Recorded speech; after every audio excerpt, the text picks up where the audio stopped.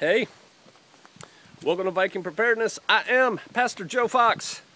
This is the trailer, the backside of it, that my wife and I lived in for 2.5 years while we were getting Shofar Mountain going. What am I doing? Why am I here? Why am I drinking coffee and talking to you? Because you expect it. I'm going to talk about this trailer. I'm going to talk about what we're doing with it, some ideas maybe for you, and a little view to the future. But let me set this coffee down so I can use both my hands when I talk. Meanwhile, you can gaze at the loveliness that is my $300 trailer. Okay, we paid $300 for this trailer. If you go back to like 2010, 2011 on the YouTube channel and look at it, talk all about it. I think I show you the first videos when I first got it. It was trashed. What do you want for 300 bucks, right? Fixed it up, painted it up, drug it down here, lived in it for 2.5 years. I think I know a little bit about living in a camper trailer like this. This one's 17 feet long, so it's kind of little. It's very doable if you get the right trailer. But I have a piece of advice that I give everybody, and that is if I was going to do this again, the first thing I would do after parking and leveling this thing, you got to get it level, is I would put a roof over top of it and an awning out front, probably a permanent awning, you know, a hard awning, to make a porch later out of it. That's the first thing I'd do. You can see, excuse me, you can see this janky plastic up here. That's like the 5th layer of plastic we've put up there. I've painted it a few times with that white polymer, whatever stuff that supposedly seals trailer roof leaks. This thing leaks. And so a roof would stop all that. Water wouldn't hit your roof, so it wouldn't leak. Also, in the summertime, this thing's like a hot box, you know, 3 days in the cooler.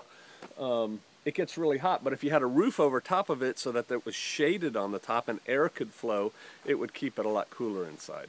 And so I'm finally putting a roof on. Why now, you ask? Well, to save it. It's leaking. It gets wet in there. The one floor, I'm going to have to remove part of the floor and redo it because it's mushy, right? From where it's just been sitting too wet too long. But it's still fairly nice inside. In a lot of ways, it's nicer than our house. And I'll give you an example. In our house, we cook on a 2-burner Coleman camp stove. Been doing that for years. This thing has an oven, a propane oven. Now, granted, it's small, but it works. And it has a 4-burner cooktop on it. You know, so that's kind of nice. It has comfortable bed, has a shower stall, you know, it has all the mod cons. And so we don't want it to go away. We don't want it to just, you know, collapse into nothingness here. And so I'm going to put the roof on. I'm trying to get the roof on before Sukkot, which is a festival we celebrate once a year. We go camping. I can talk about it more later, probably on the Shofar Mountain channel. But that's coming up in a little bit. So I want to get the roof over it. And then our plan is, after I get through, I'm setting the poles pretty close to it, if you notice. I'm digging the holes right now, which is another whole story. Once I get it up and the roof's up and I have more time, you know, something I don't have a lot of here, my plan is to encase this whole thing in siding or wood or something and make it look like a cabin. We have a new plan for this part of Shofar Mountain, and it's cabins. And so we're going to start with this just by preserving this and then making it look like a cabin. You know, it'll be cabin number 1 or probably 6. I'll probably call it Charlie 6 still. But that's what I'm doing here. If you're going to think about buying a piece of land, getting a piece of land, and buying one of these campers, obtaining one, you know, I bought my son's, I think, for $200. I ended up giving that to Brother Chris and Sister T. I put another, I don't know, $100 in it, you know, screen and propane bottles and stuff like that. Hey, they can be a good deal, but their biggest problem is they're a little bit hot when you don't have power, and they leak when they're old. A roof kind of solves all of that. So think about that if you're doing something. I've been getting a lot of email lately and messages and, you know, as Pastor Dow says, communiques. People wanting to come to Shofar Mountain, wanting to move here, wanting to visit, all these things. First of all, it's probably none of you, but it may have been. I don't remember. I don't really differentiate in my head. You cannot contact me a week out, 3 days out, and say, I'd like to come, you know, in 4 days. It's not going to happen. I'm just telling you, it's not going to happen that fast. So that's an exercise in futility. Number two, we're kind of in a stage right now. We're changing how we do things. We have changed. We're not changing. We have changed how we're doing things. And we are no longer the intentional community that we started out as. I'm not saying we're not going to go back to that at some point. I've actually been thinking about, Shofar Mountain. Hold on a second, I got to yell at my dog. Hush! 4.0. But right now what we're doing, the Shofarians, is we're buying land all around Shofar Mountain with houses already on it. Or in some cases, they don't have houses and people are living off-grid like we are. But that's what's happening with Shofar Mountain. The people living here on this land right now are my family. That may change. That may not change. We'll see. We'll see how the Father leads on that. I have some ideas. I'm not ready to make them prime time yet. And we'll go with those later. So, I had a brother move here. Brother Sam, you've seen him. I think he thought we were still intentional community. He saw some of the older videos, not some of the newer videos. And he came, but you know what?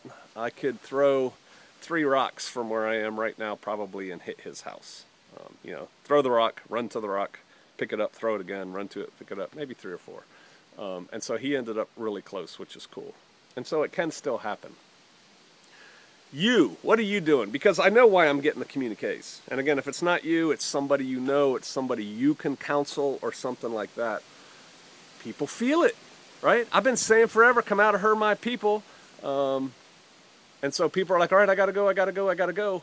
And they're getting a little panicky and they just want to go. Okay, well, you still need to do that. But I am not a life raft, right? I'm not a life raft for you. I try to show you the way through my example and how I live my life. And, I bought a cheap trailer and lived in it for 2.5 years to do all the other things I'm doing. You can do likewise. So yeah, I still think you need to get out of those cities, and I think people are feeling the push, but they haven't really thought it through, and so they feel a little panicky, so they're like, I got to go to Shofar Mountain. Well, that's not going to happen. I'm thinking, as a matter of fact, comments, please. If you want to hear some more stuff on community, I have a lot of ideas on community. Pastor Dow just did a video today on his Patreon channel, which has got me thinking about that while I'm working over here. I've got a lot to say on community. I've already said a lot. I have a community playlist, I think they're called, on YouTube. You can find it on my channel, talking about community in there a lot. I don't know that I have anything new to say that I haven't said there, but I do have some things to say about it. It's one of my books that I've got in the hopper. I just have to stop working and start typing. All right.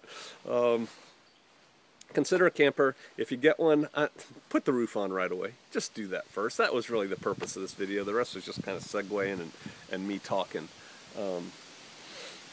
Have a plan to get out of those cities. You could buy a piece of land.